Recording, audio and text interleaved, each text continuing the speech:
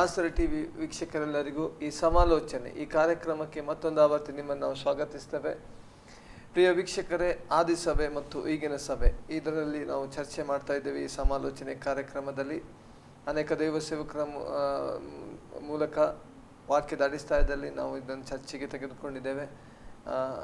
ಇವತ್ತು ನಡೆಯುವಂಥ ಅನೇಕ ಸನ್ನಿವೇಶಗಳ ಕುರಿತಾಗಿ ಇದರ ಕಾರ್ಯಕ್ರಮದಲ್ಲಿ ನಾವು ಚರ್ಚಿಸಲಿಕ್ಕೆ ಸಾಧ್ಯವಾಗ್ತದೆ. ವಾಕ್ಯದ ಅಡಿಸ್ಥಾನದಲ್ಲಿ ನಮ್ಮ ಮಧ್ಯದಲ್ಲಿ ಈ ಒಂದು ಸಮಾಲೋಚನೆ ಕಾರ್ಯಕ್ರಮದಲ್ಲಿ ಚರ್ಚಿಸುವುದಕ್ಕಾಗಿ ಉಡುಪಿಯಲ್ಲಿ ಸೇವೆ ಮಾಡ್ತಿರುವಂಥ ಪಾಸ್ಟರ್ ವಿಜಯ ಅಬ್ರಾಮ್ ಅವರಿದ್ದಾರೆ. ಅವರನ್ನು ಈ ಕಾರ್ಯಕ್ರಮಕ್ಕೆ ಆತ್ಮೀಯವಾಗಿ ನಾವು ಸ್ವಾಗತಿಸೋಣ.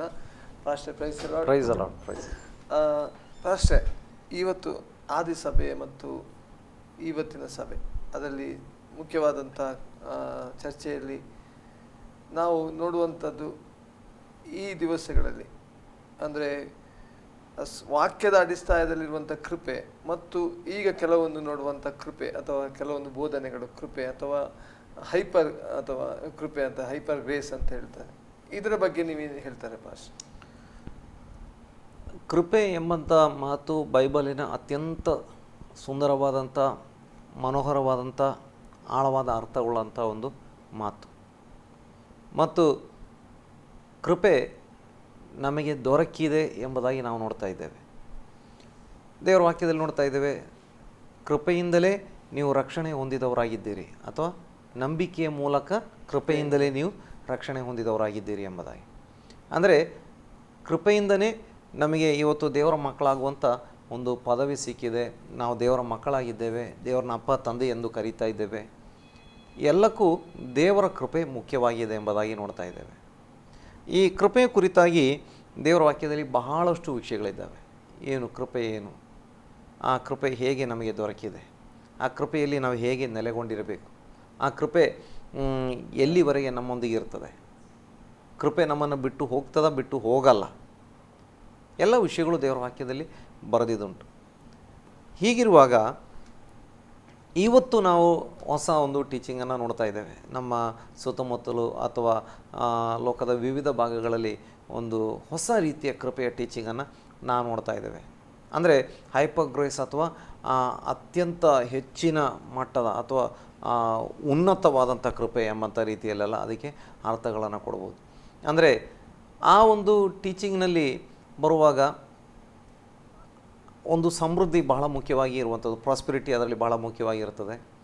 ಇನ್ನೊಂದು, ನಾವು ಏನು ಮಾಡುವುದೇ ಬೇಡ, ದೇವರ ಕೃಪೆ ಎಲ್ಲವನ್ನು ನಮಗೋಸ್ಕರ ಮಾಡಿ ಕೊಟ್ಟಿದೆ ಎಂಬುದಾಗಿ.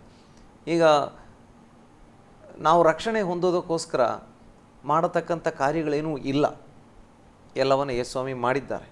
ಆದರೂ ನಾವು ಮಾಡಬೇಕಾದಂಥ ಕೆಲವೊಂದು ಕಾರ್ಯಗಳಿದ್ದಾವೆ. ನಾವು ನಂಬಬೇಕು. 2, ಸುವಾರ್ತೆ ಹೇಳಬೇಕು.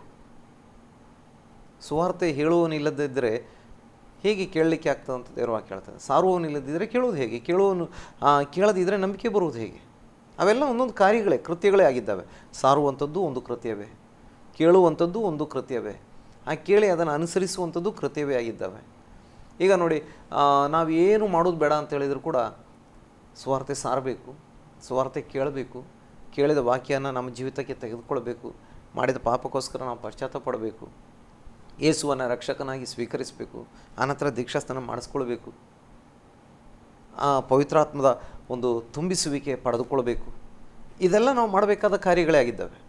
ಈಗ ಕೃಪೆ ಇದೆ, ನಾವು ಏನು ಮಾಡೋದು ಬೇಡ ಅಂತೇಳಿದರೆ ಈ ಎಲ್ಲ ಒಂದು ಕಾರ್ಯಗಳನ್ನು ನಿಲ್ಲಿಸಬೇಕಾಗ್ತದೆ. ಈಗ ನೋಡಿ, ಕೃಪೆಯ ವಿಷಯಕ್ಕೆ ನಾವು ಬರುವಾಗ ಈ ಕಾಲದಲ್ಲಿ ಬಹಳಷ್ಟು ಕಡೆ ನಾವು ನೋಡುವಂಥ ವಿಷಯ ಹೇಗೆ ಅಂತೇಳಿದರೆ, ಕೃಪೆ ಇದೆ, ಅದಕ್ಕೆ ಇನ್ನು ನೀವು ಇಷ್ಟೆಲ್ಲ ಕಣ್ಣೀರು ಸುರಿಸಿ ಪ್ರಾರ್ಥನೆಯೇ ಮಾಡುವುದು ಬೇಡ ಎಂಬುದಾಗಿ. ನೀವು ಕಣ್ಣೀರು ಸುರಿಸಿ ಪ್ರಾರ್ಥನೆ ಮಾಡೋದ್ರಿಂದನೇ ದೇವರು ನಿಮಗೆ ಕೊಡುವಂಥದ್ದು. ಅಥವಾ ನೀವು ಯಾಕೆ ಇಷ್ಟು ಕಣ್ಣೀರು ಸುರಿಸಿ ಪ್ರಾರ್ಥನೆ ಮಾಡ್ತೀರಿ, ಯಾಕೆ ಅಳ್ತೀರಿ, ಯಾಕೆ ಇಷ್ಟೆಲ್ಲ ಗೋಳಾಡ್ತೀರಿ, ನೀವು ನಿಮ್ಮ ಗೋಳಾಟದಿಂದ ದೇವರು ಉತ್ತರ ಕೊಡ್ತಾ ಇದ್ದಾನೆ ಅಂತ ನೆನೆಸಿಕೊಂಡಿದ್ದೀರಾ ಅಂತ? ದೇವರ ಕೃಪೆಯಿಂದ ಉತ್ತರ ಕೊಡ್ತಾ ಇದ್ದಾನೆ. ಮತ್ತೆ ಯಾಕೆ ಉಪವಾಸ ಮಾಡ್ತೀರಿ, ಯಾಕೆ ಸುಮ್ಮನೆ ಉಪವಾಸ ಮಾಡಬೇಕು? ನಿಮ್ಮ ಉಪವಾಸವನ್ನು ನೋಡಿಕೊಂಡು ಹೆದರಿ ಅಥವಾ ನಿಮ್ಮ ಉಪವಾಸದ ಒಂದು ಕಾಟದಿಂದ ದೇವರು ಕೊಡ್ತಾ ಇದ್ದಾನೆ ಎಂಬುದಾಗಿ. ಈ ರೀತಿಯಾಗಿ ವಿಚಿತ್ರವಾದಂಥ ರೀತಿಯಲ್ಲಿ ದೇವರ ಕೃಪೆಯನ್ನು ವ್ಯಾಖ್ಯಾನ ಮಾಡುವಂಥವ್ರನ್ನ ನಾವು ನೋಡುವಂಥವರಾಗಿದ್ದೇವೆ. ನೋಡಿ, ಯೇಸು ಸ್ವಾಮಿ ಲೋಕದಲ್ಲಿದ್ದಾಗಲೇ ದೇವರ ವಾಕ್ಯ ಸ್ಪಷ್ಟವಾಗಿ ಹೇಳುತ್ತದೆ. ಇಬ್ರಿಯ ಪತ್ರಿಕೆ 5ನೇ ಅಧ್ಯಾಯ 7ರಿಂದ ಮುಂದಿರುವಂಥ ವಾಕ್ಯ, ಅಲ್ಲಿ ನಾವು ನೋಡ್ತಾ ಇದ್ದೇವೆ, ಈ ದೇವಕುಮಾರನ ಅಥವಾ ಯೇಸು ಈ ಭೂಮಿಯಲ್ಲಿದ್ದಾಗ ಅವನು ಬಲವಾಗಿ ಕೂಗುತ್ತಾ ಕಣ್ಣೀರು ಸುರಿಸಿ ಪ್ರಾರ್ಥನೆ ಮಾಡಿ ದೇವರ ಬಳಿ ಆತ ಏನು ಮಾಡ್ತಾ ಇದ್ದಾನೆ? ಪ್ರಾರ್ಥನೆ ಮಾಡ್ತಾ ಇದ್ದಾನೆ. ದೇವಕುಮಾರನಾಗಿದ್ದರೂ ಈ ರೀತಿಯಾಗಿ ವಿಧೇಯತೆಯನ್ನು ಕಲಿತುಕೊಂಡ ಎಂಬುದಾಗಿ ದೇವರ ವಾಕ್ಯ ಹೇಳ್ತದೆ. ಇನ್ನು ಉಪವಾಸ ಮತ್ತು ಪ್ರಾರ್ಥನೆಗಳನ್ನು ಸತ್ಯವೇದದ ವಿವಿಧ ಭಾಗಗಳಲ್ಲಿ ನಾವು ನೋಡ್ತಾ ಇದ್ದೇವೆ. ಅಪೊಸ್ತಲರುಗಳು ವಿವಿಧ ಭಾಗಗಳಲ್ಲಿ ಅವರು ಉಪವಾಸವಾಗಿ ಪ್ರಾರ್ಥನೆ ಮಾಡ್ತಾ ಇರುವಂಥದ್ದನ್ನು ನಾವು ನೋಡ್ತಾ ಇದ್ದೇವೆ. ದೇವರ ಕೃಪೆ ನಮಗೆ ಉಂಟು ಅಂತ ಇದ್ದರೂ ಕೂಡ ಆ ಕೃಪೆಯನ್ನು ನಾವು ಜೀವನದಲ್ಲಿ ನಾವು ಆ ಕೃಪೆಯಲ್ಲಿ ನಡಿಬೇಕು ಅಂತೇಳಿದರೆ ನಮಗೆ ಪ್ರಾರ್ಥನೆ ಕೂಡ ಮುಖ್ಯವಾಗಿರುವಂಥದ್ದೇ ಆಗಿರುತ್ತದೆ. ಈಗ ನೋಡಿ, ಯೇಸು ಸ್ವಾಮಿ ಹೇಳಿದ್ದಾರೆ, ನೀವು ಪ್ರಾರ್ಥನೆ ಮಾಡೋದಕ್ಕಿಂತ ಮುಂಚೆ ನಿಮಗೇನೆಲ್ಲ ಬೇಕು ಅನ್ನುವಂಥದ್ದು ದೇವರಿಗೆ ಗೊತ್ತುಂಟು. ಈಗ ಆ ವಾಕ್ಯವನ್ನೇ ನಾವು ದುರ್ಬಳಕೆ ಮಾಡಿಕೊಂಡು ಅದನ್ನು ತಪ್ಪಾಗಿ ಅರ್ಥೈಸಿಕೊಂಡು ಅಥವಾ ಅದನ್ನೇನು ಮಾಡೋದು ತಿರುಚಿಕೊಂಡು ಬೇಕಾದರೆ ಹೀಗೆ ಕೂಡ ಹೌದು ಯೇಸು ಸ್ವಾಮಿಗೆ ನಾವು ಪ್ರಾರ್ಥನೆ ಮಾಡೋದಕ್ಕಿಂತ ಮುಂಚೆ ಎಲ್ಲ ಗೊತ್ತಿದೆ, ಅದಕ್ಕೆ ನಾವು ಪ್ರಾರ್ಥನೆನೇ ಮಾಡೋದು ಬೇಡ ಅಲ್ಲ. ಈಗ ಭಾಳ ಜನ ಹಾಗೆ ಕೂಡ ನೆನೆಸೋರಿದ್ದಾರೆ. ನಾವು ಪ್ರಾರ್ಥನೆ ಮಾಡೋ ಅವಶ್ಯಕತೆ ಇಲ್ಲ, ನಾವು ನಮ್ಮ ಕೊರತೆಗಳೆಲ್ಲ ದೇವರಿಗೆ ಗೊತ್ತುಂಟು. ಹೌದು, ಇದೆಲ್ಲ ದೇವರಿಗೆ ಗೊತ್ತಿದ್ದರೂ ಕೂಡ ನಾವು ಪ್ರಾರ್ಥನೆ ಮಾಡುವಂಥ ಜವಾಬ್ದಾರಿಕೆಯನ್ನು ದೇವರು ನಮಗೆ ಕೊಟ್ಟಿದ್ದಾನೆ. ದೇವರ ಕೃಪೆ ನಮಗಿದ್ದರೂ ಕೂಡ ನಾವೇನು ಮಾಡಬೇಕಾಗ್ತದೆ? ನಾವು ಪ್ರಾರ್ಥನೆ ಮಾಡಬೇಕಾಗ್ತದೆ, ನಾವು ಉಪವಾಸ ಮಾಡಬೇಕಾಗ್ತದೆ. ಅಪೊಸ್ತಲರು ಮಾಡಿದ್ದಾರೆ ಮತ್ತು ದೇವರ ವಾಕ್ಯದಲ್ಲಿ ಸ್ವತಃ ಯೇಸು ಸ್ವಾಮಿ ಕೂಡ ನಮಗೆ ಈ ರೀತಿ ಕಾರ್ಯಗಳನ್ನು ನೋಡಿ. ಯೇಸು ಸ್ವಾಮಿ ಯಾಕೆ ಉಪವಾಸ ಮಾಡಬೇಕಾಗಿತ್ತು? ಯೇಸು ಸ್ವಾಮಿ ಯಾಕೆ ಕಣ್ಣೀರು ಸೂಸಿ ಬಲವಾಗಿ ಕೂಗುತ್ತಾ ಯಾಕೆ ಪ್ರಾರ್ಥನೆ ಮಾಡಬೇಕಾಗಿತ್ತು? ದೇವಕುಮಾರ ಆತ ಯಾಕೆ ಪವಿತ್ರಾತ್ಮನಿಂದ ತುಂಬಿಸಲ್ಪಟ್ಟು ನೋಡಿ, ಆತ ಹುಟ್ಟಿದ್ದೇ ಪವಿತ್ರಾತ್ಮನಿಂದ, ಆತ ಹುಟ್ಟಿದ್ದೇ ಪವಿತ್ರಾತ್ಮನಿಂದ. ಆತನ ಆತ್ಮವೇ ಯೇಸುವಿನ ಆತ್ಮ ಅಂತ ದೇವರ ವಾಕ್ಯ ಹೇಳ್ತದೆ. ಪವಿತ್ರಾತ್ಮ ಯೇಸುವಿನ ಆತ್ಮ ಅಥವಾ ತಂದೆಯ ಆತ್ಮ ಅಥವಾ ದೇವರ ಆತ್ಮ ಅಂತ. ಆತ ಮತ್ತೆ ಪವಿತ್ರಾತ್ಮನಿಂದ ತುಂಬಿಸಲ್ಪಡಬೇಕಾಗ್ತದೆ. ನೋಡಿ, ದೇವರು ನಜರೇತಿನ ಯೇಸುವನ್ನು ಬಲದಿಂದಲೂ ಪವಿತ್ರಾತ್ಮನಿಂದಲೂ ತುಂಬಿಸಿದನು, ಅಭಿಷೇಕ ಮಾಡಿದನು ಅಂತ ಅಲ್ಲಿ ನಮಗೆ ಅಪೊಸ್ತಲ ಕೃತ್ಯ 10ನೇ ಅಧ್ಯಾಯ 38ನೇ ವಾಕ್ಯದಲ್ಲಿ ನೋಡಲಿಕ್ಕೆ ಸಾಧ್ಯ. ಆತ ಹುಟ್ಟಿದ ಪವಿತ್ರಾತ್ಮನಿಂದ. ನೋಡಿ, ಆತ ದೇವರಾಗಿದ್ದವನು ಮನುಷ್ಯನಾಗಿ ಬಂದಿದ್ದಾನೆ. ಈಗ ಬಲವಾಗಿ ಕೂಗುತ್ತಾ ಕಣ್ಣೀರು ಸುರಿಸುತ್ತಾ ಪ್ರಾರ್ಥನೆ ಮಾಡಿದ್ದಾರೆ. ನೋಡಿ, 40 ದಿನ ಉಪವಾಸ ಪ್ರಾರ್ಥನೆ ಮಾಡಿದ್ದಾರೆ. ಇದೆಲ್ಲ ಹಾಗಾದರೆ ಬೇಕಿತ್ತಾ ಅಂತ. ಅದಕ್ಕೆ ಅನೇಕರು ಈ ಕಾಲದಲ್ಲಿ, ಅನೇಕರು ಅಂತಲ್ಲ ಕೆಲವೊಬ್ಬರು ಹೇಳ್ತಾರೆ, ಅಪೊಸ್ತಲರಿಗೆ ಇಂಥ ದರ್ಶನಗಳು ಇರಲಿಲ್ಲ, ನಾವು ಅಪೊಸ್ತಲರ ದರ್ಶನಕ್ಕಿಂತಲೂ ಮಿಗಿಲಾದ ಶ್ರೇಷ್ಠವಾದ ಉನ್ನತವಾದ ಆಳವಾದ ದರ್ಶನಗಳನ್ನು ಆಲೋಚನೆಗಳಿಂದ ದೇವರಿಂದ ಪಡೆದುಕೊಂಡಿದ್ದೇವೆ. ಹೌದು, ವಿಷಯದಲ್ಲಿ ಹೌದು, ಈ ಕೃಪೆಯ ವಿಷಯದ ಹೈಪರ್ ಗ್ರೇಸಿನ ವಿಷಯದಲ್ಲಿ ನಾನು ಅದೇ ವಿಷಯನ ಹೇಳ್ತಾ ಇದ್ದೆ. ಅನೇಕರು ಅಪೊಸ್ತಲರಿಗೆ ಮತ್ತು ಅಪೊಸ್ತಲರ ಕಾಲದಲ್ಲಿದ್ದಂಥ ಅಥವಾ ಈ ಸಮೀಪ ಕಾಲದವರೆಗೆ ಏನು ಸತ್ಯ ಬೋಧನೆಯನ್ನು ಮಾಡ್ತಾ ಬಂದಿದ್ರು, ಅವರಿಗೆ ಇಲ್ಲದಂಥ ದರ್ಶನಗಳನ್ನು, ಪ್ರಕಟಣೆಗಳನ್ನು, ಆಲೋಚನೆಗಳನ್ನು ನಾವು ಪಡೆದುಕೊಂಡಿದ್ದೇವೆ, ನಮಗೆ ಉಂಟು ಎಂಬುದಾಗಿ. ನೋಡಿ, ಕೆಲವೊಂದು ವಾಕ್ಯಗಳನ್ನು ಓದಿಕೊಳ್ಳುವಾಗ ನಮಗೆ ಅದನ್ನು ತಿಳಿದುಕೊಳ್ಳಲಿಕ್ಕೆ ಸಾಧ್ಯವಾಗ್ತದೆ. 2 ಕೊರಿಂಥ್ಯ ಅದರ 2ನೇ ಅಧ್ಯಾಯ 17ನೇ ವಾಕ್ಯವನ್ನು ಪ್ರಾರಂಭದಲ್ಲಿ ಓದಿಕೊಳ್ಳೋಣ.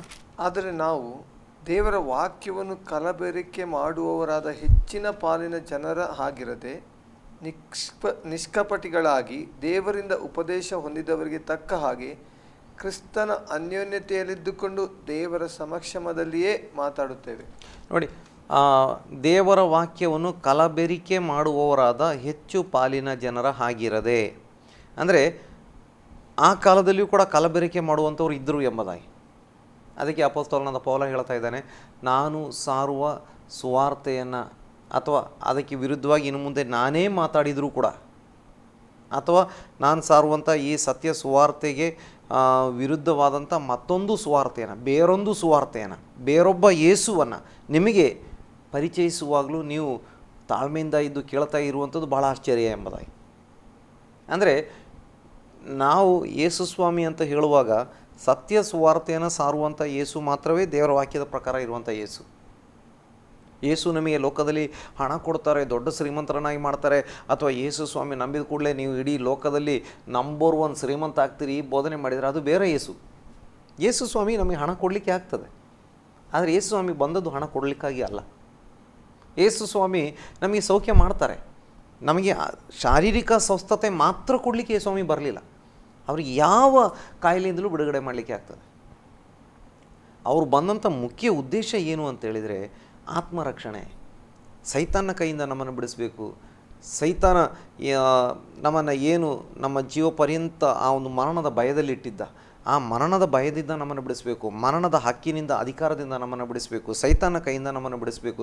ಅದಕ್ಕೋಸ್ಕರ ತನ್ನನ್ನೇ ತಾನು ಕ್ರಯವಾಗಿ ಅಥವಾ ಬೆಲೆಯಾಗಿ ಕಟ್ಟಬೇಕು, ತನ್ನ ಜೀವನೇ ಕೊಡಬೇಕು ಅಂತ ಬಂದಿದ್ದು. ಈಗ ನೋಡಿ, ಬಹಳಷ್ಟು ಜನ ಆ ಆತ್ಮರಕ್ಷಣೆಯ ಆ ಒಂದು ಪಾಯಿಂಟನ್ನು ಬದಿಗಿಟ್ಕೊಂಡು ಹಣ ಸಿಗುವಂಥ, ಆಸ್ತಿ ಮಾಡುವಂಥ, ಅಥವಾ ಬರೇ ಲೌಕಿಕವಾದಂಥ ಸ್ವಸ್ಥತೆ ಇದೊಂದು ಬಿಟ್ಟರೆ ಆಚೆಗಿನ ವಿಷಯಕ್ಕೆ ಬರುವುದೇ ಇಲ್ಲ. ನೋಡಿ, ಮೇಯ್ನ್ ಪಾಯಿಂಟು ಯೇಸು ಸ್ವಾಮಿ ಭೂಮಿಗೆ ಬಂದಿದ್ದು ನಿತ್ಯ ಜೀವ ಕೊಡಲಿಕ್ಕಾಗಿ. ನಿತ್ಯ ಜೀವಕ್ಕೋಸ್ಕರ ತನ್ನ ಪ್ರಾಣವನ್ನೇ ಕೊಡಬೇಕು.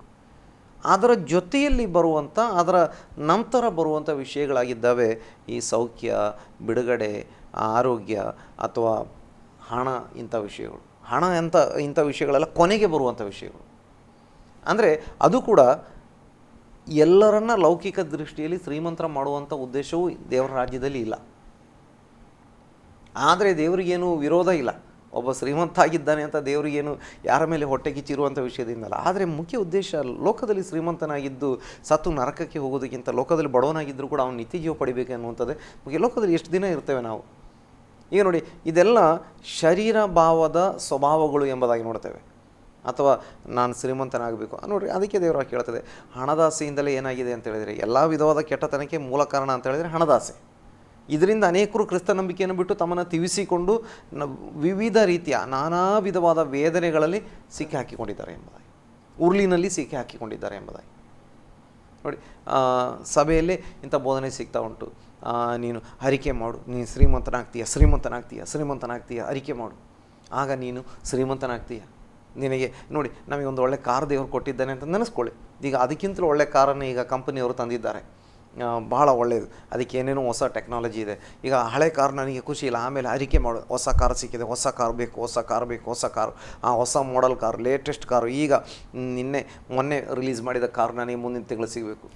ನೋಡಿ, ಅನೇಕರು ಅರಿಕೆ ಮಾಡುವಂಥದ್ದು ಇಂಥ ವಿಷಯ. ಇನ್ನು ಅನೇಕರಿಗೆ ನಮ್ಮ ದೇಶದಲ್ಲಿ ನಾನು ಕೇಳಿದ್ದೇನೆ, ಬಹಳ ವರ್ಷಗಳ ಹಿಂದಿಂದ ಕೆಲವೊಬ್ಬರು ಅರಿಕೆ, ನನಗೆ ವಿಮಾನ ಬೇಕು ಅಂತ ಅರಿಕೆ ಮಾಡೋರು ಇದ್ದಾರೆ. ನೋಡಿ, ಇದೆಲ್ಲ ಹೇಗೆ, ಕೆಲವೊಬ್ಬ ದೇವರ ಸೇವಕರಿಗೆ ಪರ್ಸ್ನಲ್ ಆಗಿ ದೇವರು ಕೆಲವೊಂದು ಆಲೋಚನೆಗಳನ್ನು ಅವರ ಜೀವಿತಕ್ಕೆ ಮಾತ್ರ ಸೀಮಿತವಾಗುವಂಥ ರೀತಿಯಲ್ಲಿ ಕೆಲವೊಂದು ಬೋಧನೆಗಳನ್ನು ಕೊಟ್ಟಿರ್ತಾರೆ. ಅದು ಯೂನಿವರ್ಸಲ್ ಟೀಚಿಂಗ್ ಆಗಿರಲ್ಲ. ಯೂನಿವರ್ಸಲ್ ಟೀಚಿಂಗ್ ಅಥವಾ ಸಾರ್ವತ್ರಿಕವಾದಂಥ ಟೀಚಿಂಗ್ ಅನ್ನುವಂಥದ್ದು ಸತ್ಯವೇದ. ಕೆಲವೊಬ್ಬರಿಗೆ ನೀನು ಹೀಗೆ ಪ್ರಾರ್ಥನೆ ಮಾಡಿ, ನಾನು ಕೇಳಿದ್ದೇನೆ, ಒಬ್ಬ ದೇವರ ಸೇವಕರಿಗೆ ದೇವರು ಈ ರೀತಿ ಹೇಳಿದರು. ಅವರು ಒಂದು ಪ್ರೇಯರ್ ಹಾಲಿಗೋಸ್ಕರ ಪ್ರೇಯರ್ ಮಾಡ್ತಾಯಿದ್ರು, ಒಂದು ಜಾಗಕ್ಕೋಸ್ಕರ ಪ್ರೇಯರ್ ಮಾಡ್ತಾಯಿದ್ರು. ಹಾಗೆ ಅವರಿಗೆ ಹಣ ಇಲ್ಲವೇ ಇಲ್ಲ, ತುಂಬ ಕಷ್ಟದಲ್ಲಿ ಸೇವೆ ಮಾಡ್ತಾಯಿದ್ದಾರೆ. ಒಂದಿನ ದೇವರಾತ್ಮ ಅವರಿಗೆ ಅವರ ಕೈಗೆ ಏನೋ 50 ಪೈಸೆ ₹1 ಬಂದಾಗ, ನೀನು ಹೋಗಿ ಆ ಜಾಗದಲ್ಲಿ ಸಣ್ಣ ಒಂದು ಹೊಂಡ ತೋಡಿ, ಅಥವಾ ದೇವರಾತ್ಮ ಅವರಿಗೆ ಕೊಟ್ಟಂಥ ಪ್ರೇರಣೆ, ಅಲ್ಲಿ ಅದನ್ನಿಟ್ಟು ನೀವು ಪ್ರಾರ್ಥನೆ ಮಾಡುವಂಥ. ಇವರು ಅದನ್ನು ಪ್ರಾರ್ಥನೆ ಮಾಡಿದರು. 2 ತಿಂಗಳ ನಂತರ ಜಾಗ ಅವರಿಗೆ ಸಿಕ್ತು. ಇದನ್ನು ಅವರು ಎಲ್ಲ ಕಡೆ ಸಾಕ್ಷಿ ಹೇಳಿದರು. ಆನಂತರ ಬಹಳ ಜನ ಅದನ್ನೇ ಮಾಡಿದ್ದಾರೆ, ಕಾಪಿ ಮಾಡಿದ್ದಾರೆ. ಅವರಿಗೆ ದೇವರಾತ್ಮ ಕೊಟ್ಟಂಥ ಆಲೋಚನೆ. ಈಗ ನಾವೇನು ಮಾಡ್ತಾ ಇದ್ದೇವೆ, ದೇವರಾತ್ಮನಿಂದ ಪಡೀಲಿಲ್ಲ, ನಾವು ಅವರ ಸಾಕ್ಷಿಯನ್ನು ಕೇಳಿಕೊಂಡು ನಾವೇನು ಮಾಡ್ತಾ ಇದ್ದೇವೆ, ಈಗ ಆ ಒಂದು ಕೆಲಸ ಮಾಡ್ತಾ ಇದ್ದೇವೆ.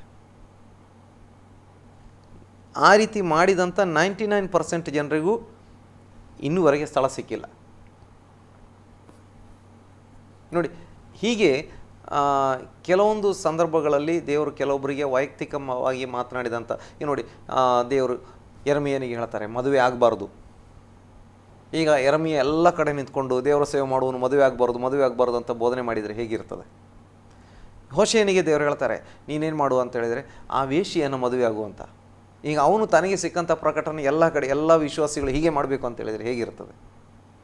ಇನ್ನು ಯೆಹೆಜ್ಕೇಲನಿಗೆ ದೇವರು ಹೇಳ್ತಾರೆ ನೀನು ಹೆಂಡತಿ ಸಾಯ್ತಾಳೆ ನಾಳೆ, ನೀನು ಅಳಬಾರ್ದು ಅಂತ. ಇಲ್ಲ, ಸಾಧ್ಯ ಇಲ್ಲ, ನಾನು ಅಳುವುದಿಲ್ಲ, ಹಾಗೆಲ್ಲ ದೇವರ ವಾಕ್ಯ ಹೇಳಲಿಲ್ಲ. ಕೆಲವೊಬ್ಬರಿಗೆ ವೈಯಕ್ತಿಕವಾಗಿ ಕೆಲವು ಸಂದರ್ಭಗಳಲ್ಲಿ ದೇವರು ಮಾತನಾಡಿದಂಥ ವಿಷಯಗಳನ್ನು ಅನೇಕರು ಏನು ಮಾಡಿದ್ದಾರೆ, ಇವತ್ತು ಯೂನಿವರ್ಸಲ್ ಆದಂಥ ಟೀಚಿಂಗ್ ಮಾಡಿಕೊಂಡು ದೇವರ ವಾಕ್ಯಕ್ಕೆ ವಿರುದ್ಧವಾಗಿ ಜನರನ್ನು ಬೀಳಿಸ್ತಾ ಇರುವಂಥದ್ದನ್ನು ನಾವು ನೋಡ್ತಾ ಇದ್ದೇವೆ. ನೋಡಿ, ನೆಹುಷ್ಟಾನ್ ಅಂತ ಒಂದು ಮಾಡಿಕೊಂಡು ಹಳೆ ಒಡಂಬಡಿಕೆ ಕಾಲದಲ್ಲಿ ಪೂಜೆ ಮಾಡ್ತಾಯಿದ್ರು. ಏನು ಅದರ ಮೂಲ ಉದ್ದೇಶಕ್ಕೆ ಬರುವಾಗ ಏನಾಗಿತ್ತು ಅಂತ ಹೇಳಿದರೆ, ಮರುಭೂಮಿಯಲ್ಲಿ, ಅರಣ್ಯದಲ್ಲಿ ಅನೇಕರು ದೇವರ ವಿರುದ್ಧವಾಗಿ ತಿರುಗಿ ಬಿದ್ದಂಥ ಸಮಯದಲ್ಲಿ ದೇವರು ಉರಿಮಂಡಲವನ್ನು ಕಳಿಸಿ ಅನೇಕರನ್ನ ಏನು ಮಾಡ್ತಾನೆ ಅಂತ ಹೇಳಿದರೆ, ಅಥವಾ ಆ ಸರ್ಪಗಳ ಒಂದು ಕಚ್ಚುವಿಕೆಯಿಂದ ಅನೇಕರು ಸಾಯ್ತಾರೆ. ಹಾಗಿರುವಾಗ ದೇವರು ಮೋಶೆ ಪ್ರಾರ್ಥನೆ ಮಾಡ್ತಾನೆ. ಆಗ ದೇವರು ಹೇಳ್ತಾರೆ ಮೋಶೆಗೆ, ನೀನೊಂದು ಹಿತ್ತಾಳೆಯ ಸರ್ಪವನ್ನು ಮಾಡು, ಅದನ್ನು ಕೋಲ್ ಮೇಲೆ ಈ ರೀತಿ ಎತ್ತಿ ಮೇಲೆ ತೋರಿಸು, ಅದನ್ನು ನೋಡಿಕೊಳ್ಳುವಂಥವರು, ಅದನ್ನು ನೋಡುವಂಥವ್ರು, ದೃಷ್ಟಿಸಿ ನೋಡುವಂಥವ್ರು ಬದುಕೋರು ಅಂತ. ಅದರಲ್ಲೆಲ್ಲ ಭಾಳ ಸ್ಪಿರಿಚುವಲ್ ಮೀನಿಂಗನ್ನು ನಾವು ನೋಡ್ತಾ ಇದ್ದೇವೆ. ಹೊಸ ಒಡಂಬಡಿಕೆಗೆ ಬರುವಾಗ ಯೇಸುಸ್ವಾಮಿ ಕೂಡ ಹೇಳ್ತಾ ಇದ್ದಾರೆ, ಮೋಶೆಯು ಆ ಮರುಭೂಮಿಯಲ್ಲಿ ತಾಮ್ರದ ಸರ್ಪವನ್ನು ಮೇಲೆ ಹೇಗೆ ಮೇಲೆ ಇಟ್ಟನೋ ಹಾಗೆ ಮನುಷ್ಯಕುಮಾರನನ್ನು ಕೂಡ ಮೇಲೆ ಇಡಬೇಕಾಗ್ತದೆ. ಶಿಲುಬೆ ಮೇಲೆ ಆತನನ್ನು ತೂಗಿ ಹಾಕಲಾಗ್ತದೆ. ಆಗ ಆತನನ್ನು ದೃಷ್ಟಿಸಿ ನೋಡಿ ತನ್ನ ಪಾಪಕ್ಕೋಸ್ಕರವೇ ಈತ ಶಿಲುಬೆ ಮೇಲೆ ಏರಿಸಲ್ಪಟ್ಟಿದ್ದಾನೆ ಅಂತ ಯಾರು ನಂಬ್ತಾರೆ ಅವರಿಗೆ ರಕ್ಷಣೆ ಆಗ್ತದೆ. ಇದೆಲ್ಲ ಆತ್ಮಿಕ ಮರ್ಮಗಳು. ಆದರೆ ಅವತ್ತು ತುಂಬ ಜನ ಬದುಕಿಕೊಂಡ್ರು, ತುಂಬ ಜನ ಸತ್ತು ಕೂಡ ಹೋದರು. ಕಾಲಾಂತರದಲ್ಲಿ ಏನಾಯಿತು ಅಂತ ಹೇಳಿದರೆ, ಇಸ್ರಾಯೇಲ್ ಜನ ಈ ನೆಹುಷ್ಟಾನನ್ನು ಪೂಜೆ ಮಾಡಲಿಕ್ಕೆ ಪ್ರಾರಂಭ ಮಾಡಿದರು. ಅಥವಾ ಈ ತಾಮ್ರ, ಅದಕ್ಕೆ ಒಂದು ಹೊಸ ಹೆಸರನ್ನು ಇಟ್ಟರು, ನೆಹುಷ್ಟಾನ್ ಅಂತ ಹೆಸರಿಟ್ಟರು. ಕೊನೆಗೆ ಹಿಜ್ಕೀಯನ ಕಾಲದಲ್ಲಿ ಹಿಜ್ಕೀಯನಿಗೆ ದೇವರ ಒಂದು ದರ್ಶನ ಇದ್ದಂಥ ಒಬ್ಬ ಭಕ್ತನಾದಂಥ ಮನುಷ್ಯನಾಗಿದ್ದ. ಆತ ಏನು ಮಾಡ್ತಾನೆ ಅಂತ ಹೇಳಿದ್ರೆ, ಅದನ್ನು ಆತ ಪುಡಿ ಮಾಡಿ ನಾಶ ಮಾಡಿಸ್ತಾನೆ. ಅಂದರೆ ಅನೇಕರು ತಪ್ಪುವಂಥದ್ದು ಇಲ್ಲಿ ಎಂಬುದಾಗಿ ನಾವು ನೋಡ್ತಾ ಇದ್ದೇವೆ. ಹೀಗೆ ನೋಡಿ, ಆ ವಾಕ್ಯವನ್ನು ಕಲಬೆರಕೆ ಮಾಡುವ ಹೆಚ್ಚು ಜನರು ಎಂಬುದಾಗಿ ನಾವು ನೋಡ್ತಾ ಇದ್ದೇವೆ. ಇನ್ನೊಂದು ವಾಕ್ಯವನ್ನು ಓದ್ರಿ, ಅಲ್ಲಿ ನಾವು ನೋಡ್ತಾ ಇದ್ದೇವೆ 4ನೇ ಅಧ್ಯಾಯ, 2 ಕೊರಿಂಥ 4ನೇ ಅಧ್ಯಾಯ, ಅದರ 2ನೇ ವಾಕ್ಯವನ್ನು ಓದ್ರಿ. ನಾಚಿಕೆಯನ್ನು ಹುಟ್ಟಿಸುವ ಗುಪ್ತ ಕಾರ್ಯಗಳನ್ನು ನಾವು ಬಿಟ್ಟು ತಂತ್ರದಲ್ಲಿ ನಡೆಯದೆ, ದೇವರ ವಾಕ್ಯವನ್ನು ಕೆಡಿಸದೆ, ಸತ್ಯವನ್ನು ಪರಿಷ್ಕಾರವಾಗಿ ಬೋಧಿಸುತ್ತಾ, ನಾವು ಸಜ್ಜನರೆಂದು ಪ್ರತಿ ಮನುಷ್ಯನ ಮನಸ್ಸು ದೇವರ ಮುಂದೆ ಒಪ್ಪಬೇಕಾದ ರೀತಿಯಲ್ಲಿ ನಡೆಯುತ್ತೇವೆ. ನೋಡಿ, ಇಲ್ಲಿ ದೇವರ ವಾಕ್ಯವನ್ನು ಕೆಡಿಸದೆ, ಸತ್ಯವನ್ನು ಪರಿಷ್ಕಾರವಾಗಿ ಬೋಧಿಸುತ್ತಾ. ಈಗ ಏನು ಮಾಡ್ತಾ ಇದ್ದಾರೆ, ಅನೇಕರು ದೇವರ ವಾಕ್ಯವನ್ನು ಕೆಡಿಸ್ತಾ ಇರುವಂಥದ್ದನ್ನು ನಾವು ನೋಡ್ತಾ ಇದ್ದೇವೆ. ನೋಡಿ, ದೇವರ ವಾಕ್ಯದ ಆ ಮೂಲ ಬೋಧನೆಯನ್ನು ಕೆಡಿಸಿದಾಗ ಏನಾಗ್ತದೆ, ಆ ಬೋಧನೆ ಕೆಟ್ಟ ಬೋಧನೆ ಆಗ್ತದೆ. ಆ ಕೆಟ್ಟ ಬೋಧನೆಯನ್ನು ಕೇಳುವಂಥವನು ಏನಾಗ್ತಾನೆ ಅಂತ ಹೇಳಿದರೆ, ಅವನು ಕೂಡ ಏನಾಗ್ತಾನೆ, ಕೆಟ್ಟು ಹೋಗ್ತಾನೆ ಎಂಬುದಾಗಿ. ಆ ವಾಕ್ಯವನ್ನು ಇದ್ದ ಹಾಗೆ ಅದನ್ನು ಕಲಬೆರಕೆ ಮಾಡದೆ, ಅದಕ್ಕೆ ಏನೂ ನಮ್ಮ ಊಹಾಪೋಹಗಳನ್ನು ಸೇರಿಸದೆ, ಇದ್ದ ವಾಕ್ಯವನ್ನು ಇದ್ದ ಹಾಗೆ ನಾವು ಬೋಧನೆ ಮಾಡಿದಾಗ ಅದು ಶುದ್ಧ ವಾಕ್ಯ, ಶುದ್ಧ ಬೋಧನೆ ಅಥವಾ ಸೌಂಡ್ ಡಾಕ್ಟ್ರಿನ್ ಎಂಬುದಾಗಿ ನೋಡ್ತೇವೆ. ಆ ಶುದ್ಧ ಬೋಧನೆಯಲ್ಲಿ, ಆ ಸತ್ಯ ಬೋಧನೆಯಲ್ಲಿ ನೆಲೆಗೊಂಡಿರುವಂಥ ವ್ಯಕ್ತಿ ಏನಾಗ್ತಾನೆ, ಅವನು ಬಿದ್ದು ಹೋಗುವುದಿಲ್ಲ ಎಂಬುದಾಗಿ ನೋಡ್ತೇವೆ. ಆದರೆ ಕೆಡಿಸಿದ ವಾಕ್ಯ ಸಿಕ್ಕಂಥ ವ್ಯಕ್ತಿ ಏನಾಗ್ತಾನೆ, ಅವನು ಕೆಟ್ಟ ಬೋಧನೆ ಕೇಳಿರ್ತಾನೆ, ಅವನು ಕೆಟ್ಟು ಹೋಗಲಿಕ್ಕೆ ಎಲ್ಲ ಅವಕಾಶಗಳಾಗ್ತವೆ. ಈಗ ನೋಡಿ, ದೇವರ ವಾಕ್ಯ ಹೇಳ್ತದೆ, ಯೇಸು ಸ್ವಾಮಿನ ಹೇಳಿದ್ದಾರೆ, ಉಪವಾಸದಿಂದಲೂ ಪ್ರಾರ್ಥನೆಯಿಂದಲೂ ಹೊರತು ಅಲ್ಲಿ ದೆವ್ವನ ಹೊರಗಡೆ ಹಾಕೋ. ಈಗ ನಾವು ಹೇಳ್ತಾ ಇದ್ದೇವೆ ಉಪವಾಸ ಬೇಡ. ಯೇಸು ಸ್ವಾಮಿ ಹೇಳಿದ್ದಾರೆ ಉಪವಾಸದಿಂದಲೂ ಪ್ರಾರ್ಥನೆಯಿಂದಲೂ ಅಂತ. ನಾವು ಉಪವಾಸನೂ ಬೇಡ, ಪ್ರಾರ್ಥನೆಯೂ ಬೇಡ. ಇನ್ನು ನೋಡಿ, ನಮಗೆ ಲೂಕನ ಸುವಾರ್ತೆಗೆ ಬರುವಾಗ ಅಲ್ಲಿ ಆ ವಿಧವೆ ಸ್ತ್ರೀ ಏನು ಮಾಡ್ತಾ ಇದ್ದಾಳೆ, ದೇವರಿಗೆ ಹೆದರದ, ಮನುಷ್ಯರ ಯಾವ ಒಂದು ಹೆದರಿಕೆ ಇಲ್ಲದಂಥ ಆ ನ್ಯಾಯಾಧಿಪತಿ ಬಳಿಗೆ ಬಂದ್ಕೊಂಡು ಅವಳು ನನ್ನ ವಿರೋಧಿಯಿಂದ ನನ್ನನ್ನು ಬಿಡಿಸುವಂತ ಬೇಡ್ಕೊಳ್ತಾ ಇದ್ದಾಳೆ. ಅವನು ಬಹಳ ದಿನ ಆಕೆಯನ್ನು ಲಕ್ಷ್ಯಕ್ಕೆ ತೆಗೆದುಕೊಳ್ಳಿಲ್ಲ. ಕೊನೆಗೆ ಒಂದಿನ ನೆನೆಸ್ತಾಳೆ, ಇಲ್ದಿದ್ರೆ ಈಕೆ ಬಂದು ನನ್ನ ಧಣಿಸಾಳು ಎಂದುಕೊಂಡು ಏನು ಮಾಡ್ತಾನೆ ಅಂತ ಹೇಳಿದ್ರೆ, ಆಕೆಯ ಒಂದು ನ್ಯಾಯವನ್ನು ತೀರಿಸಿಕೊಡ್ತಾನೆ. ನಂತರ ಯೇಸು ಹೇಳ್ತಿದ್ದಾರೆ, ಆ ಮನುಷ್ಯನೇ ಹಾಗೆ ಮಾಡಿರುವಾಗ ದೇವರಾದುಕೊಂಡವರು ಹಗಲು ರಾತ್ರಿ ಮೊರೆ ಇಡುವಲ್ಲಿ ತಡ ಮಾಡಿದರೂ ಆತ ಉತ್ತರ ಕೊಡ್ತಾನೆ ಎಂಬುದಾಗಿ. ಅಂದರೆ ಸಿಗುವ ತನಕ ಪ್ರಾರ್ಥನೆ ಮಾಡಿ. ಮತ್ತೆ ಯೇಸು ಹೇಳ್ತಿದ್ದಾರೆ, ಎಡೆಬಿಡದೆ ಪ್ರಾರ್ಥನೆ ಮಾಡಿ, ಎಚ್ಚರವಾಗಿದ್ದು ಪ್ರಾರ್ಥನೆ ಮಾಡಿ. ಅಥವಾ ಒಂದು ವಿಷಯಕ್ಕೋಸ್ಕರ ನಾವು ಪ್ರಾರ್ಥನೆ ಮಾಡುವಾಗ ಅದು ದೇವರ ಚಿತ್ತ ಅಂತ ಗೊತ್ತಿದ್ದರೆ ಏನು ಮಾಡಬೇಕು, ನಾವು ನಿರಂತರ ಪ್ರಾರ್ಥನೆ ಮಾಡಬೇಕು. ಉಪವಾಸ ಮಾಡಿ, ಪ್ರಾರ್ಥನೆ ಮಾಡಿ. ದೇವರ ಕೃಪೆ ನಮಗಿದೆ ಅಂತ ಹೇಳ್ಕೊಂಡು ನಾವು ಸುಮ್ಮನೆ ಇರುವಂಥ ಕೆಲಸವನ್ನು ದೇವರ ವಾಕ್ಯದಲ್ಲಿ ಎಲ್ಲೂ ಕೂಡ ನಮಗೆ ಹೇಳಲಿಲ್ಲ. ಹೌದು, ದೇವರ ಕೃಪೆ ಇದೆ. ಆದರೆ ದೇವರ ಕೃಪೆ ಮುಖ್ಯವಾಗಿ ನಮಗೆ ರಕ್ಷಣೆ ಮಾರ್ಗಕ್ಕೆ ನಡೆಸುವಂಥದ್ದಾಗಿರುವಂಥದ್ದು. ಅದೇ ದೇವರ ಕೃಪೆ. ಈಗ ಬೇರೆ ಜನ ಬಹಳಷ್ಟು ಇಲ್ಲಿ ತಪ್ಪಾಗಿ ತಿಳ್ಕೊಳ್ಳುವಂಥದ್ದು, ಕೃಪೆ ಅನ್ನುವಂಥದ್ದು ನಮ್ಮ ಲೌಕಿಕ ಜೀವಿತಕ್ಕೆ ಇರುವಂಥ ಅಗತ್ಯತೆಗಳನ್ನು ಅಥವಾ ಲೌಕಿಕ ಜೀವಿತದಲ್ಲಿ ಸಂಪಾದನೆ ಮಾಡಲಿಕ್ಕೋಸ್ಕರ ಇರುವಂಥ ಕೃಪೆ ಎಂಬುದಾಗಿ ಬಹಳಷ್ಟು ಜನ ಇದನ್ನು ಕೃಪೆಯನ್ನು ಅದನ್ನು ತಪ್ಪಾದ ವ್ಯಾಖ್ಯಾನ ಮಾಡಿದ್ದಾರೆ. ದೇವರ ಕೃಪೆ ನೋಡಿ, ಪಾಪಿಗಳಾಗಿರುವಂಥ ನಮಗೆ ದೇವರ ರಾಜ್ಯಕ್ಕೆ ಸೇರಲಿಕ್ಕೆ ಸಾಧ್ಯವಿಲ್ಲ. ದೇವರ ಶತ್ರು ವಾಕ್ಯ ಹೇಳ್ತದೆ, ನಾವು ಅಶಕ್ತರಾಗಿದ್ದೇವೆ, ನಾವು ಬಲಹೀನರಾಗಿದ್ದೇವೆ, ನಾವು ಪಾಪಿಗಳಾಗಿದ್ದೇವೆ, ದೇವರಿಗೆ ವೈರಿಗಳಾಗಿದ್ದೇವೆ. ಹೀಗಿರುವಂಥವ್ರನ್ನ ದೇವರ ರಾಜ್ಯಕ್ಕೆ ಸೇರಿಸ್ಕೊಳ್ಳಿಕ್ಕೆ ಸಾಧ್ಯವೇ ಇಲ್ಲ. ಅಂಥ ಸಂದರ್ಭದಲ್ಲಿ ಮಾತ್ರವಲ್ಲ, ದೇವರ ವಾಕ್ಯ ಹೇಳ್ತದೆ, ನಮ್ಮ ಪುಣ್ಯ ಕಾರ್ಯಗಳೆಲ್ಲವೂ ಏನಾಗಿದ್ದಾವೆ ಅಂತ ಹೇಳಿದ್ರೆ ಮೈಲಿಗೆ ಬಟ್ಟೆಯಂತಿದ್ದಾವೆ. ಈಗೆಲ್ಲ ಇರುವಂಥ ಸಂದರ್ಭದಲ್ಲಿ ಆತ ನಮ್ಮ ಮೇಲೆ ಕರುಣೆ ತೋರಿಸ್ತಾ ಇದ್ದಾನೆ. ನಮಗೆ ಉಚಿತವಾಗಿ ಪರಲೋಕಕ್ಕೆ ಬರಲಿಕ್ಕೆ ಮಾರ್ಗ ತೆರೆದುಕೊಡ್ತಾ ಇದ್ದಾನೆ. ಆತ ಅದಕ್ಕೆ ಕ್ರಯ ಕಟ್ಟಿದ್ದಾನೆ, ನಮಗೆ ಉಚಿತ. ಅದನ್ನೇ ಕೃಪೆ ಅಂತ ಹೇಳುವಂಥದ್ದು. ನೋಡಿ, ದೇವರ ವಾಕ್ಯದಲ್ಲಿ ತುಂಬ ಕಡೆ ಅದಕ್ಕೆ ಸಂಬಂಧಪಟ್ಟಂಥ ವಾಕ್ಯಗಳು ಇದ್ದಾವೆ.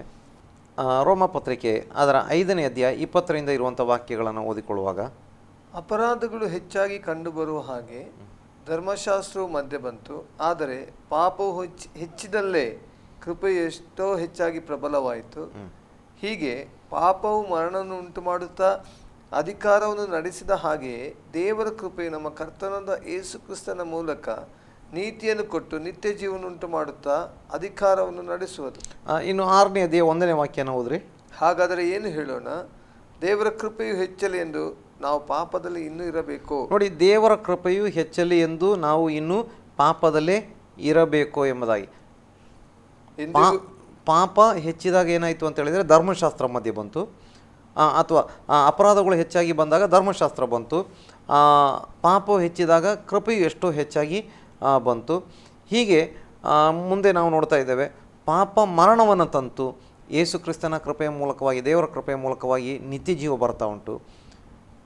ಹಾಗೆ ಯೇಸು ಕ್ರಿಸ್ತನ ಮೂಲಕ ನಮಗೆ ಕೃಪೆ ಬಂದು ನಿತ್ಯ ಜೀವ ಬರ್ತಾ ಇರೋದರಿಂದ ನಾವಿನ್ನು ಪಾಪದಲ್ಲಿ ಇರೋಣವಾ ಎಂಬುದಾಗಿ. ಅಪರಾಧಗಳು ಜಾಸ್ತಿ ಆಯಿತು, ಧರ್ಮಶಾಸ್ತ್ರ ಬಂತು. ಇನ್ನು ಪಾಪವು ಹೆಚ್ಚಿದಂಥ ಸಮಯದಲ್ಲಿ ಕೃಪೆ ಕೂಡ ಹೆಚ್ಚಾಯಿತು.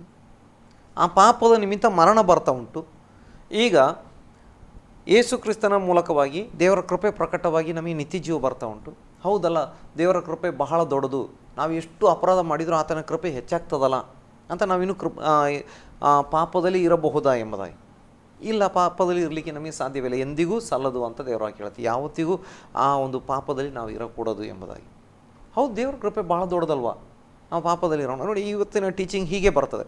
ಆ ಲಾಸ್ಟಿಗೆ ಬರುವಾಗ ಆ ಟೀಚಿಂಗ್ ಏನಾಗ್ತದೆ, ನೀವು ಪಾಪನೇ ಮಾಡ್ತಾ ಇಲ್ಲ, ನೀವು ಪಾಪ ಮಾಡುವುದೇ ಇಲ್ಲ, ಮತ್ತು ನೀವು ಮಾಡುವಂಥದ್ದು ಪಾಪವೇ ಅಲ್ಲ. ಆದರೆ ದೇವರ ವಾಕ್ಯ ಸ್ಪಷ್ಟವಾಗಿ ಹೇಳ್ತದೆ, ಪಾಪ ಮಾಡಲಿಕ್ಕೆ ನಮಗೆ ಸಾಧ್ಯವಿಲ್ಲ, ಅಥವಾ ಪಾಪದಲ್ಲಿ ಇರಬಾರ್ದು. ದೇವರ ಕೃಪೆ ನಮಗೆ ಉಂಟಲ್ಲ ಅಂತ ಪಾಪದಲ್ಲಿ ಇರಬಾರ್ದು. ಮತ್ತೊಂದು ವಿಷಯ, ನಾವು ಪಾಪ ಮಾಡುವುದೇ ಇಲ್ಲ ಅಂತೇಳಿ ದೇವರ ವಾಕ್ಯ ಸ್ಪಷ್ಟವಾಗಿ ಹೇಳ್ತದೆ, ನನ್ನಲ್ಲಿ ಪಾಪವಿಲ್ಲವೆಂದು ಒಬ್ಬನು ಹೇಳಿದರೆ ತನ್ನನ್ನು ತಾನೇ ಮೋಸ ಮಾಡಿಕೊಳ್ತಾ ಇದ್ದಾನೆ. ಪಾಪ ಉಂಟು ಮತ್ತು ದೇವರ ಕೃಪೆ ಉಂಟು ಅಂತ ನಾವು ಪಾಪದಲ್ಲಿ ಇರಲಿಕ್ಕೆ ಸಾಧ್ಯವಿಲ್ಲ. ನಮ್ಮ ಪಾಪಗಳಿಗೋಸ್ಕರ ದೇವರ ಮುಂದೆ ಪಶ್ಚಾತ್ತಾಪ ಪಟ್ಟುಕೊಂಡು ದೇವರ ಕಡೆಗೆ ತಿರುಗಿಕೊಳ್ಳಬೇಕು. ನೋಡಿ, ಬಹಳಷ್ಟು ಜನರು ಕ್ರೈಸ್ತ ಬೋಧನೆಯ ಆ ಮೂಲ ಅಂಶದಿಂದ ಅಥವಾ ಮೂಲ ತತ್ವಗಳಿಂದನೇ ಅಥವಾ ದೇವರ ಅಥವಾ ಕ್ರಿಸ್ತಿಯ ಮಾರ್ಗದ ಮೂಲ ಮಾನಸಾಂತರ ಹೊಂದ್ರಿ ಅಥವಾ ಪಶ್ಚಾತ್ತಾಪ ಪಡ್ರಿ. ಈಗ ನೀವೇನು ಮಾಡಿರಿ, ದೀಕ್ಷಾಸ್ನಾನ ಮಾಡಿಸಿಕೊಳ್ಳ್ರಿ, ಪವಿತ್ರ ಆತ್ಮವನ್ನು ಪಡೆದುಕೊಳ್ಳ್ರಿ, ಅಪೊಸ್ತಲರ ಬೋಧನೆಯನ್ನು ಕೇಳ್ರಿ. ಹೀಗೆ ಕೆಲವಾರು ಬೋಧನೆಗಳಿದ್ದಾವೆ.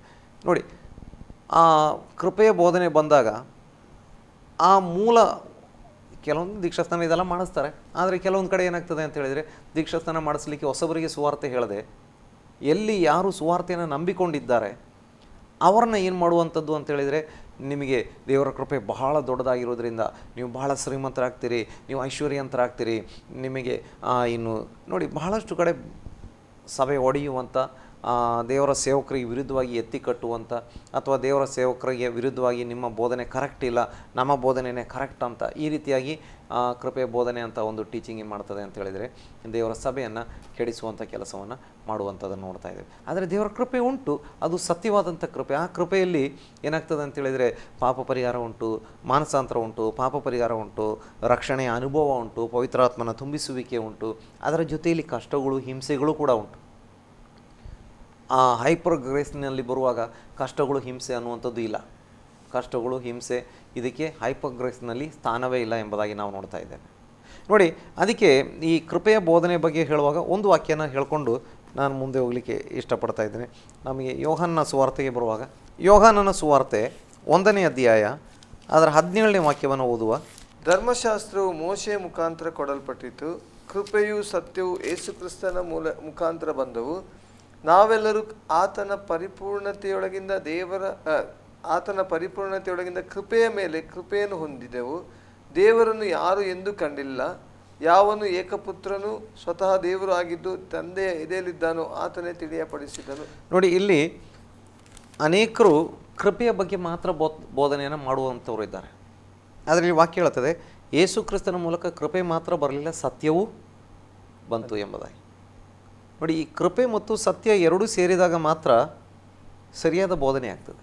ಅನೇಕರಿಗೆ ಕೃಪೆಯ ಬಗ್ಗೆ ಮಾತ್ರ ಹೇಳಲಿಕ್ಕೆ ಬರ್ತದೆ. ಅಂದರೆ ಒಂದೇ ಬದಿ ನಿಮಗೆ ಸಮೃದ್ಧಿ ಸಿಗ್ತದೆ, ಅಭಿವೃದ್ಧಿ ಸಿಗ್ತದೆ, ಆಶೀರ್ವಾದ ಸಿಗ್ತದೆ, ಹಣ ಸಿಗ್ತದೆ, ಬಿಲ್ಡಿಂಗ್ ಸಿಗ್ತದೆ, ಬಂಗ್ಲೆ ಸಿಗ್ತದೆ, ನೀವು ಅರಿಕೆ ಮಾಡಿ ನಿಮಗೆ ಹಾಗೆ ಸಿಗ್ತದೆ, ಹೀಗೆ ಸಿಗ್ತದೆ.